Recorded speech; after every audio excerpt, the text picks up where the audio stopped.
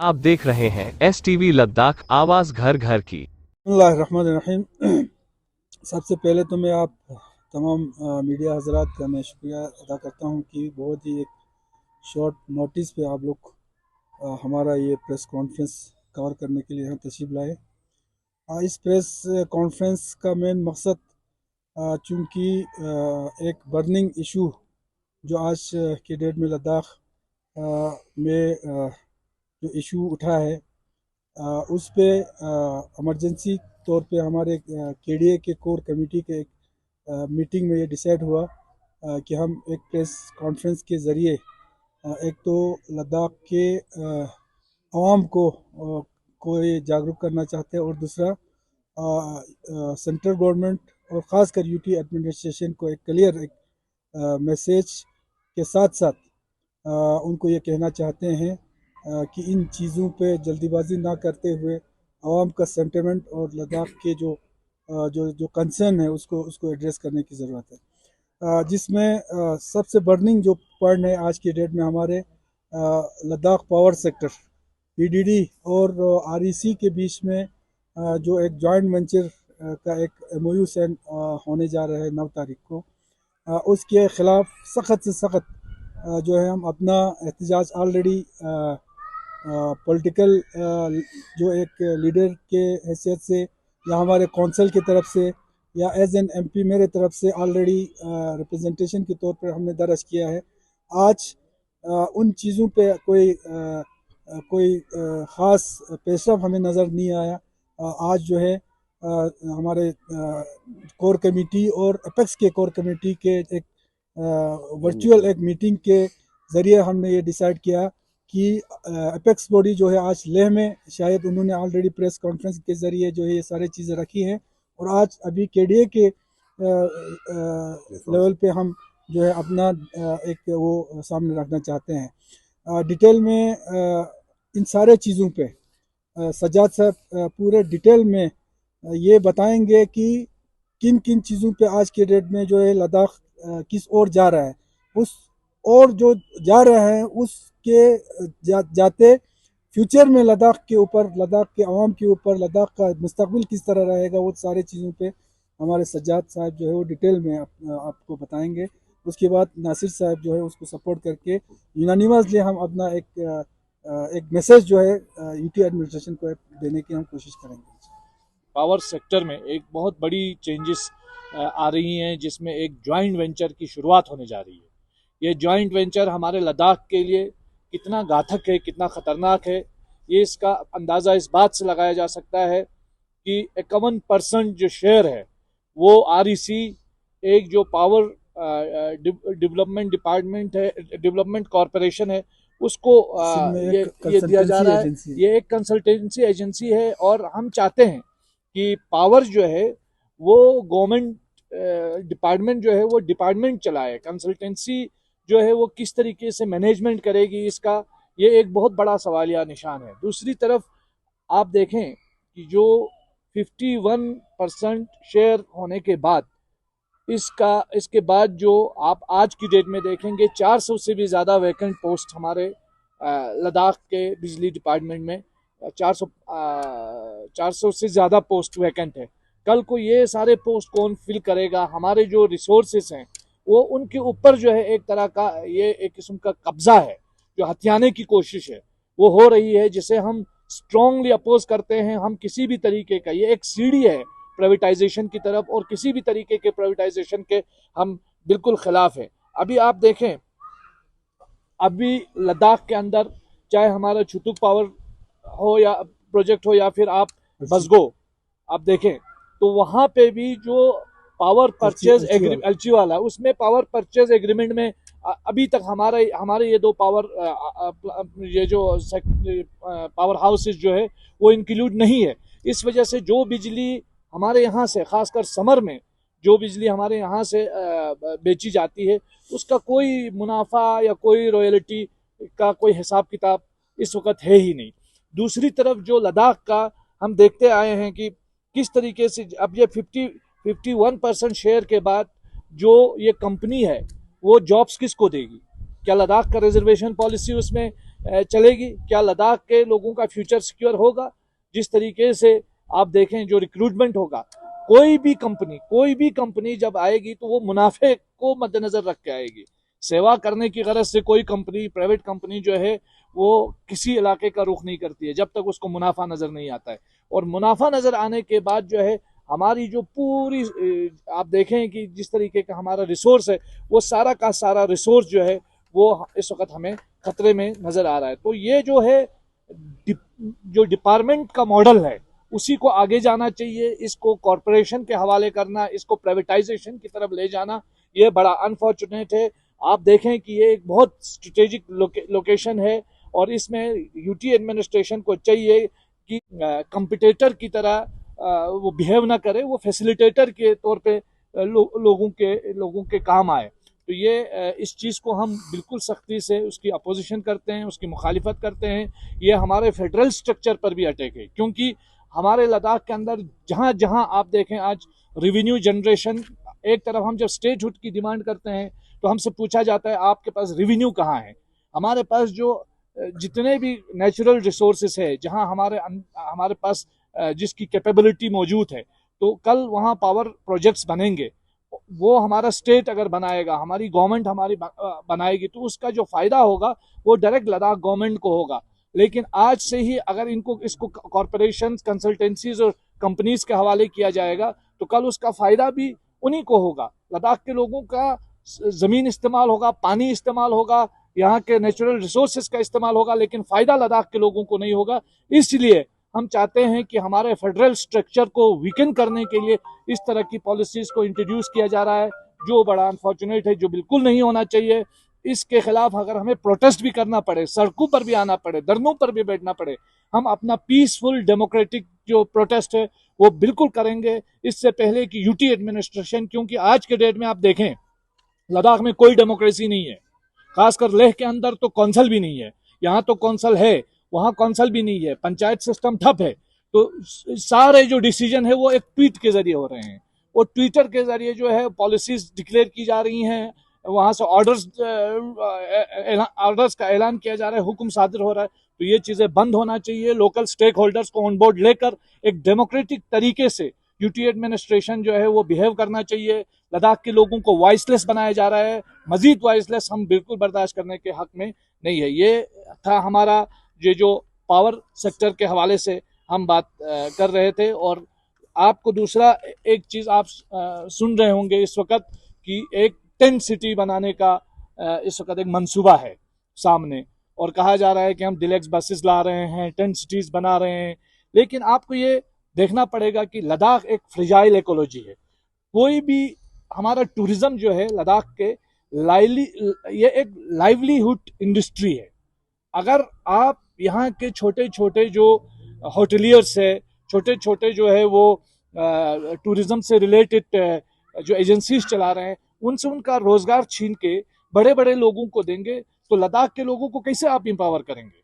मुझे ये बताइए, शुरू के अंदर इतने सारे हाउस आपने जो है वो आपने ग्लैमर टूरिज्म को इंट्रोड्यूस करने की कोशिश की है। ये ग्लैमर टूरिज्म से लद्दाख जो है आगे नहीं बढ़ेगा। दूसरी चीज़ ये है कि अभी हम देखते हैं कि एक होम स्टे पॉलिसी यहाँ पे लाई गई थी, उसको बेहतर बनाने के लिए गवर्नमेंट ने क्या किया है? दावे तो बहुत हो रहे हैं।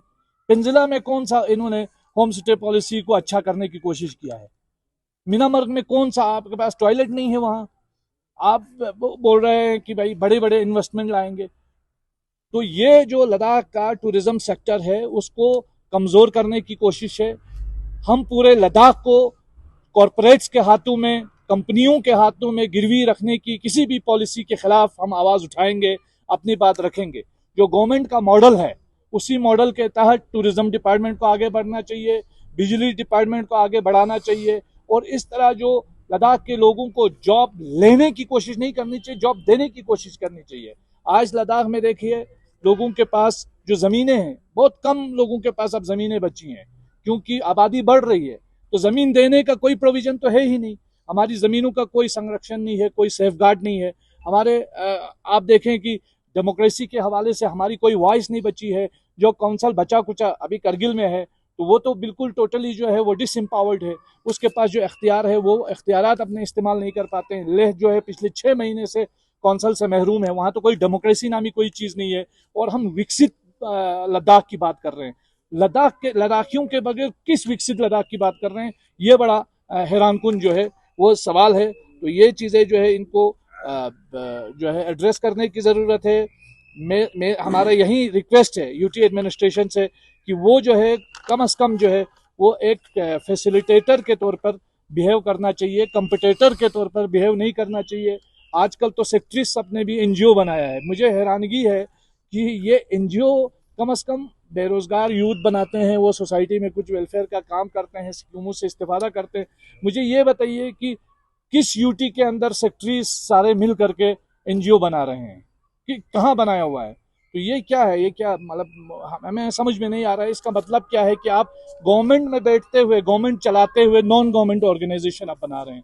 तो ये एक बहुत बड़ा सवाल है। तो हमें लगता है कि इन चीज़ों को स्ट्रांगली एड्रेस करने की ज़रूरत है। लद्दाखियों को मूर्ख नहीं बनाया जा सकता, उनको बेवकूफ़ नहीं बनाया जा सकता। हम अपनी आवाज़ इस सिलसिले में उठाते रहेंगे। अभी जो हमारा कौंसल है अभी, उसका बिजनेस रूल बनाने में यूटी एडमिनिस्ट्रेशन नाकाम रहा। यूटी एडमिनिस्ट्रेशन ने इन 6 सालों में सिर्फ फेस्टिवल मनाने, Kargil festival, Zanskar festival, Dras festival, apricot blossom, नाचो नचाओ नाचते रहो, इसके अलावा इस यूटी के पास क्या था, कौन सा कंसेप्ट था? आप 6 साल में एक पब्लिक सर्विस कमीशन का एक इंटरव्यू नहीं करा पाए, आप गेजेटेड पोस्ट नहीं दे पाए।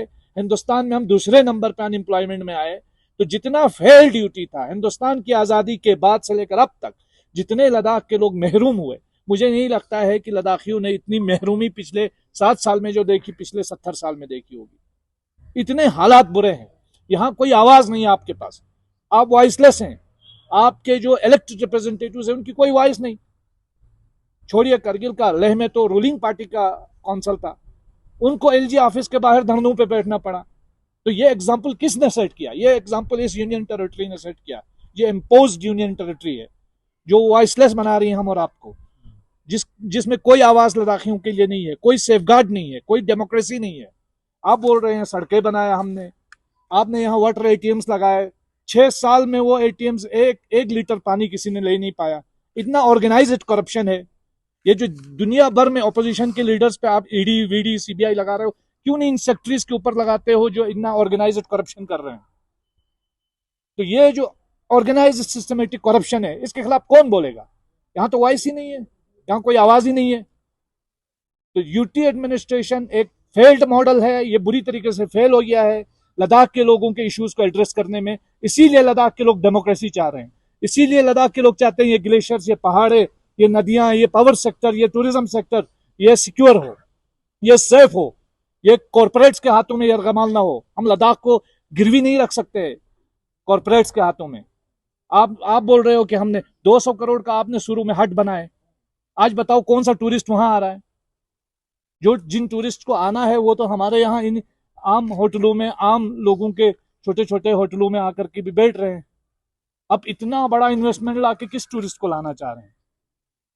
तो हमारी लाइवलीहुड पे आप हमला मत कीजिए, हमारे फेडरल स्ट्रक्चर पे आप हमला मत कीजिए, हमारे लोगों के रोजगार पे आप हमला मत कीजिए, हमारे नेचुरल रिसोर्सेज पे हमला मत कीजिए। ये एक देशभक्त टेरिटरी है जो अपने कौम के लिए, अपने वतन के लिए, इन सरहदों की हिफाजत में हमारे लोगों ने खून बहाया है, और आज आप ले जाके हमको दीवार पे धकेल रहे हो। तो इन चीज़ों से लद्दाखी लोग खामोश होने वाले नहीं हैं। लद्दाख के लोगों को अंडर एस्टिमेट मत कीजिए, उनको ऑन बोर्ड लेकर बाइज्जत तरीके से बातचीत कीजिए, और जो भी फैसला लेना है लद्दाख का, वो लद्दाख के लोगों का एहतराम करते हुए लद्दाखी लोगों की मर्जी से होना चाहिए। यही हम बताना चाह रहे हैं। सर, होम मिनिस्टर के दौरे लद्दाख के टाइम पे केडीए को परमिशन नहीं दिया, केडीए एपेक्स को मिलने की इजाज़त नहीं दिया, तो इस पे क्या कहेंगे? और 22 मई के जो मीटिंग होने वाले हैं उसके लिए क्या तैयारियां कर रहे हैं? पहली चीज़ तो ये है, जो होम मिनिस्ट्री का विजिट था, हमने एलजी साहब से जब बात की तो उन्होंने कहा कि ये प्योरली एक रिलीजियस टूर है, पॉलिटिकल नहीं है। तो हमने इसरार नहीं की, लेकिन हम चाहते थे कि ऑनरेबल होम मिनिस्टर जो है अलग से हाई पावर कमेटी की मीटिंग बुलाए, लेकिन उन्होंने जब कहा कि ये रिलीजियस है प्योरली, तो हमने भी उसमें ज़्यादा इंसिस्ट नहीं किया। रही बात 22 मई की, इससे पहले भी बहुत सारे मई हमने एमएचए जाके बातचीत की है, कोई फ्रूटफुल रिजल्ट नहीं आया है जितना आना चाहिए था, जितनी हमको तवक्का थी। तो इस बार भी हम जा रहे हैं, हम बातचीत से नहीं भाग रहे हैं, बातचीत हम करेंगे, आखिर दम तक करेंगे। लेकिन हमारी हमारे हम एमएचए से ये कहना चाहते हैं कि एक फ्रूटफुल कंक्लूसिव बातचीत कीजिए। आप बोलते तो हो कि हम लद्दाख को विकसित बनाएंगे, इंपावर करेंगे, दिल खोल के बात करेंगे, तो दिल खोल के बात करने के लिए लद्दाख के लोगों पर एतमाद जरूरी है। आपको लद्दाख के लोगों पर एतमाद ही नहीं है, आप हमारे ऊपर भरोसा ही नहीं करते हो, तो आपको भरोसा करना पड़ेगा। ये जो ट्रस्ट डिफिसिट है, ये जो बढ़ रहा है, इसको एड्रेस करना पड़ेगा और लद्दाख के लोगों के जेन्युइन इश्यूज को हल करना पड़ेगा। ये आपका कहना है कि होम मिनिस्टर केडीए से नहीं मिले, ये मैं समझता हूँ ये बहुत एक ये गलत एक मैसेज है। ये सही बात है कि होम मिनिस्टर ने एक क्लियर ये था कि उनका जो विजिट जो है वो प्योरली एक रिलीजियस विजिट है। इसमें वो कभी नहीं चाहता था कि दूसरे किस्म के पॉलिटिकल या डेवलपमेंटल इश्यूज पे भी वहाँ पे बात नहीं हुआ। लेकिन जो लेह में जो लोग थे, मैं था लेह में, हमारे सीसी साहब थे, अगर हमारे केडीए के और मेंबर होते, बाज़ाब्ता उन्होंने हमें मिलने की मीटिंग रखी, हमसे मिली, और जो इतने बड़ा इवेंट जो हिस्टोरिकल एक जो होली रिलैक्स जो लद्दाख आए थे, उसके अरेंजमेंट पे उन्होंने बाज़ाब्ता मीटिंग रखी, और इसमें क्या अरेंजमेंट करने की ज़रूरत है लोगों से पूछी। तो ऐसा नहीं है कि वो मिले नहीं, वो मिला है, लेकिन हमारे जो पॉलिटिकल इश्यूज है, बाकी इश्यूज पे उन्होंने क्लियर ये कहा कि चूंकि ये रिलीजियस विजिट है और एक उस चीज़ के लिए आया था यहाँ पे पूजा के लिए ऑनरेबल होम मिनिस्टर, तो उन्होंने तो मिला था सब लोगों से। तो एमपी साहब, एक बहुत बड़ा एक क्वेश्चन यहाँ पे सर करने की हम कोशिश करेंगे सर। सबसे पहले तो हम जाएंगे सर, करगिल में एलएचडीसी काउंसिल के पावर शेयरिंग डिस्प्यूट काफ़ी दिनों से चल रहा है, उससे पहले भी आप हमने इंटरव्यू की थी। तो जब करगिल डेमोक्रेटिक अलायंस एक बेहतरीन एक यूनाइटेड प्लेटफॉर्म बन चुका है, तो आप लोगों की तरफ से, बिलखुसूस करगिल डेमोक्रेटिक अलायंस की तरफ से क्लियर स्टेटमेंट क्यों नहीं आ रहे सर इस डिस्प्यूट? खलू साहब, मैं आपको इस में एक ही बताऊंगा। देखिए, करगिल डेमोक्रेटिक अलायंस का प्लेटफॉर्म अलग है, पॉलिटिकल पार्टीज़ का प्लेटफॉर्म अलग है।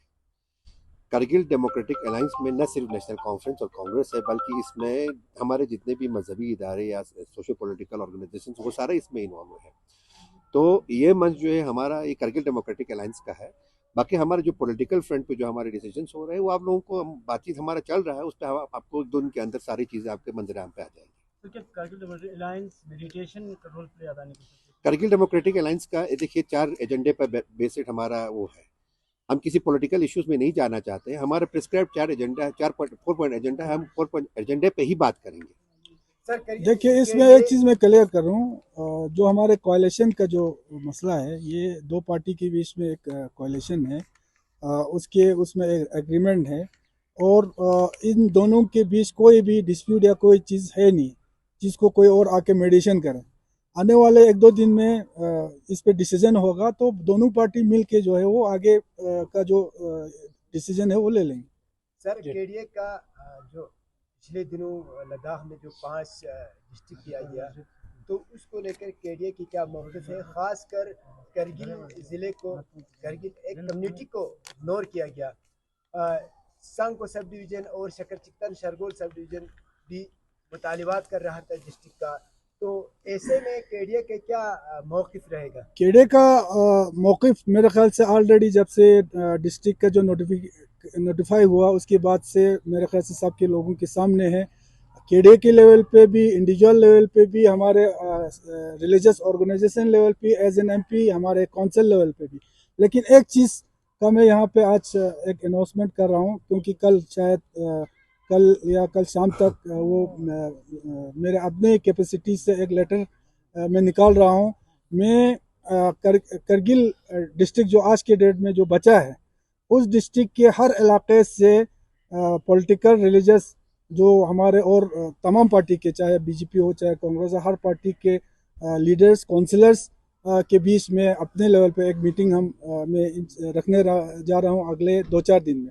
तो उस में मेरा मकसद यही है कि एक प्लेटफॉर्म में वो मुहैया कर रहा हूँ, ताकि वहाँ से एक यूनाइटेडली एक कमेटी बने और सब यूनाइट होके, क्योंकि चाहे हम संकुसुरु को डिस्ट्रिक्ट मिले, चाहे चकरचितन को मिले, 2 डिस्ट्रिक्ट का बिल्कुल जेन्युइन ये है। लेकिन अगर 2 डिस्ट्रिक्ट में देरी हो जाए, कम से कम एक भी डिस्ट्रिक्ट मिले, हमें हर जो करगिल में जितने भी इलाके हैं, हम बिल्कुल खुश रहेंगे, चाहे जहां भी मिले। लेकिन इसके लिए फाइट जो है हम यूनाइटेडली करें, ये मेरा अपना एक सोच है, जिसका मैं कल एक लेटर में निकाल के सब लोगों को ला के हम इस पे एक कंसेंसस हो के हम किस तरह इसको आगे बढ़ेंगे, किस तरह गवर्नमेंट ऑफ इंडिया के सामने हम इस चीज़ को लेंगे, उस पर जल्दी इंशाल्लाह मैं एक मीटिंग बुलाने वाला हूँ। सर, बीजेपी का इल्ज़ाम है कि हमारे नुमाइंदे खासकर एमपी और बाकी कौंसल के नुमाइंदे इन मुतालिबात को खासकर डिस्ट्रिक्ट के मसाइल को रखने में नाकाम रहे। इस वजह से करगिल के सब डिवीजन संघ और चकरचितन शरगोल को जिला नहीं मिला, तो इस पे आप क्या कहेंगे?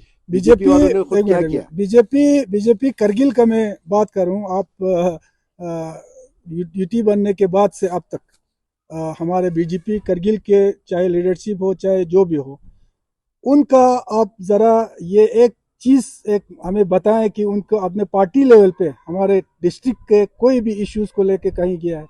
वो यहाँ से जाता है लेह में लेके लोगों के अंडर बैठ के अपने कुर्सी अपने लिए चीज़ें आपस में लड़ाई करके वहाँ से अपना जो सोच के वापस आ जाता है। उनका तो कहीं कुछ ठीक है ना। आप अगर एज एन एमपी अगर इसमें ये नहीं होता है, अगर एज एन पार्टी कांग्रेस या एनसी कहीं नहीं होता, तो आप ले जाना, आप हमारे मुद्दों को उठाओ ना। आप तो पार्टी में, आप तो गवर्नमेंट में है, आप लो, हम क्रेडिट सारे आपको दे देंगे ना। तो ये खासकर मैं करगिल बीजेपी के लोगों को मैं ये कहना चाहता हूँ, सिर्फ सोशल मीडिया पे कहाँ से मीम बना होगा, कहाँ से क्रिटिसाइज करना होगा, सिर्फ इन चीज़ों तक महदूद है हमारे करगिल के बीजेपी।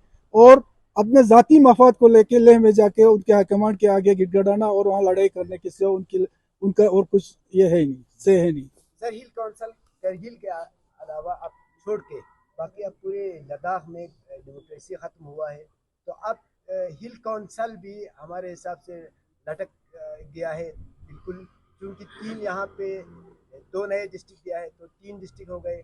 अब इसका बिजनेस रूल क्या होगा आइंदा, ये सीओ कैसे होगा? 3 सीओ तो हो नहीं सकता है, तो इनको आप कैसे देखते हैं? केड़े किस तरह से देखते हैं इसको? इसमें एक चीज़ मैं बताऊंगा, जिस तरह से सज्जाद साहब ने तफसीलन जो खदशात आज लद्दाख के अवाम में पैदा हो रही हैं, उस चीज़ को यूटी एडमिनिस्ट्रेशन के सामने रखी है। ये जो ख़ास कर ये जो पावर सेक्टर में हमें सुनने में यही आ रहा है कि आने वाले 9 तारीख को इसके ऊपर MOU साइन होने जा रही है। तो सज्जाद साहब के उसको सपोर्ट करते हुए मैं भी यूटी एडमिनिस्ट्रेशन से, ख़ासकर ऑनरेबल LG साहब से ये कहना चाहते हैं और उनसे उम्मीद भी है कि जल्दीबाजी में कोई ऐसा कदम न उठाए कि कल को मजबूर होकर पूरे लद्दाख के अवाम जो है वो सड़कों पे आना पड़े। आज पिछले कुछ दिनों से बोले या कुछ महीनों से बहुत ही एक जल्दीबाजी में एक ऐसे चीज़ें जो है सामने आ रही हैं कि अब हम ये समझते हैं, ये हम खदशात है कि जो खदशात जो शुरू में जब यूटी आए उस वक़्त हमें ये लगने लगे था कि पूरे लद्दाख के अवाम आने वाले सालों में पूरे कॉरपोरेट सेक्टर के बाहर से आने वालों के अंडर गुलामी का हमको जो ज़िंदगी गुजारना